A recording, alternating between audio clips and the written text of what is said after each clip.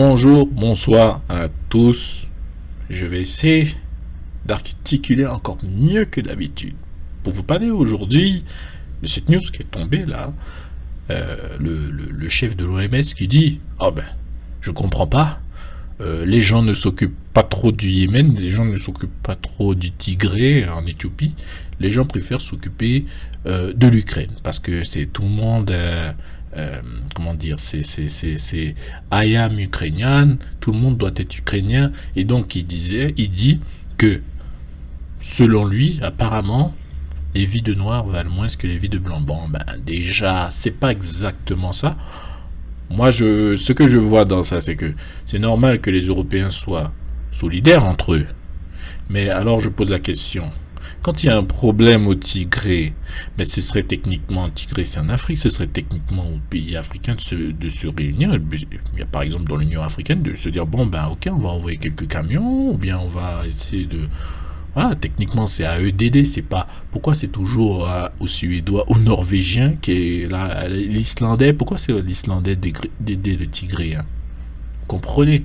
C'est à chacun de faire sa puissance, de bâtir sa puissance. Mais bizarrement, ce genre de rhétorique, ce genre de parole, ça ne passe pas aujourd'hui. Parce que les gens ont accepté le fait que le noir, il est faible. Donc le noir, il accepte d'être pauvre et de quémander, c'est un mendiant, il n'est pas fort, il n'a pas d'économie, il n'a pas de structure, il n'a pas d'état, il est obligé de quitter son pays. C'est comme ça, parce que voilà, bon, je suis noir, vous comprenez, je suis faible, Black Lives Matter, etc., etc. Alors, bon, moi, je sais que Haïti, on a eu des présidents qui ont vraiment, vraiment été excellents. On a eu, par exemple, on a eu Geffrard, on a eu Salomon.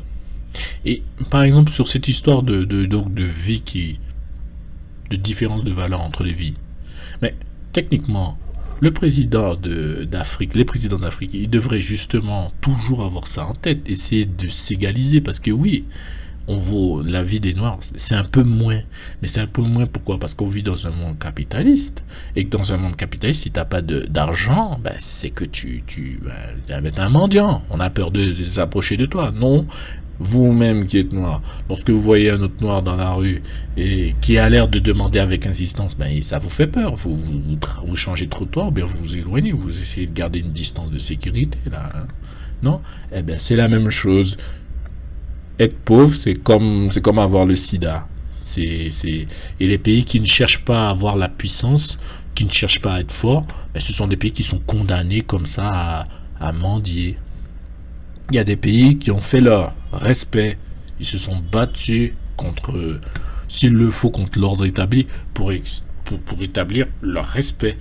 Cuba, la Corée du Nord, ce sont des pays qui ont établi leur respect. Ils ont établi, boum, leur respect. Moi, je suis un pays respecté, j'ai des missiles, j'ai une armée, j'ai un état, tu peux pas venir zigouiller le président de Cuba comme ça. Tu peux pas venir zigouiller Kim Jong-un comme ça. C'est pas possible. Ok. C'est des pays, par exemple, voilà, bon, alors on va revenir un petit peu sur Haïti. Il y a le Bukele, je crois, le président du Nicaragua, qui vient de réagir avec le problème des gangs. Boum, il a sorti l'armée, il les a alignés, il leur a dit, moi je veux que vous me mettiez ces gens-là au calme, vous les attrapez s'il vous plaît, et l'armée a obéi.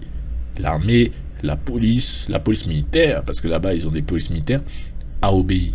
Mais Haïti, le Premier ministre, mais il dit, bon ben on va faire une opération, et puis pendant 1 mois, 2 mois, on n'entend rien. Mais c'est quoi c'est quoi Haïti? Est-ce que, en fait, finalement, c'est comme si le peuple ne comprend pas qu'il n'est pas dirigé, qu'il n'a pas de chef? Parce que le peuple ne peut pas dire, nous avons un problème gang, faut que nous régler les problèmes là. C'est pas à l'État qu'il faut s'adresser, puisque l'État ne peut rien faire. C'est ça. Voilà. Enfin, c'est, je crois, très, très compliqué pour les Haïtiens de comprendre, parce que je vois que les Haïtiens sont là, ils attendent, ils comprennent pas.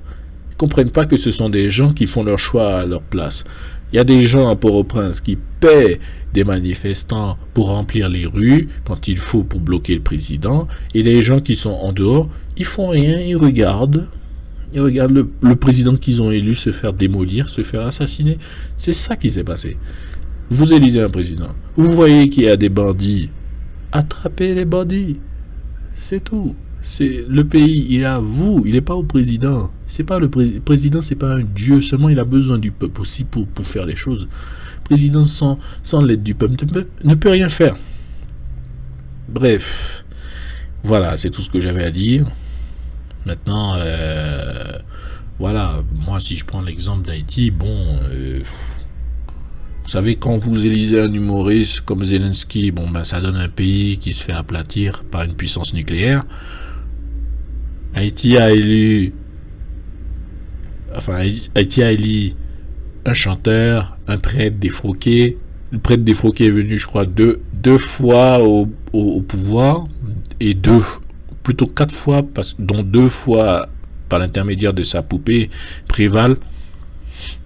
Et Martelly, 2 fois, une fois par l'intermédiaire de Jovenel Moïse, mais qui n'a pas tenu jusqu'au bout de son mandat. Donc Martelly, apparemment, va être élu président, malheureusement, parce que c'est comme ça, parce que Haïti, parce que les gens d'Haïti ne savent pas voter. Et voilà, parce que lorsque vous mettez un concept compliqué comme le suffrage universel direct, la démocratie dans un pays où 80%, plus de 80% de la population ne sait pas lire, ne sait ni lire ni écrire, et le niveau général est très bas. C'est pas seulement un problème d'analphabétisme, c'est aussi un problème de connaissance, qu'est-ce que les gens connaissent du civisme, c'est quoi le civisme, et c'est quoi être un citoyen, c'est quoi voter, c'est quoi, pourquoi voter. Non, Haïti, avec 1000 good, les gens votent un tel, bon, moi je sais déjà qui va passer, puisque Martelly a rempli déjà ses poches avec l'argent d'Haïti, donc je sais, c'est lui qui a le plus d'argent, donc c'est lui qui va passer. Et comme c'est un chanteur, mouché bien chanté, il a fait un beau président, c'est ça il dit. Bon, j'aurais aimé que des Geffrard, des Salomon reviennent au pouvoir, des Noirs-Alexis aussi, voilà, des Noirs ou des mulattes capables, des gens, des nationalistes, des gens, des héros, pas les vendus qui ont leur maison à Miami. Faut arrêter de vendre le pays comme ça à des sous-fifs là, des gens qui font de la politique juste pour gêner, pour empêcher l'avancement du pays.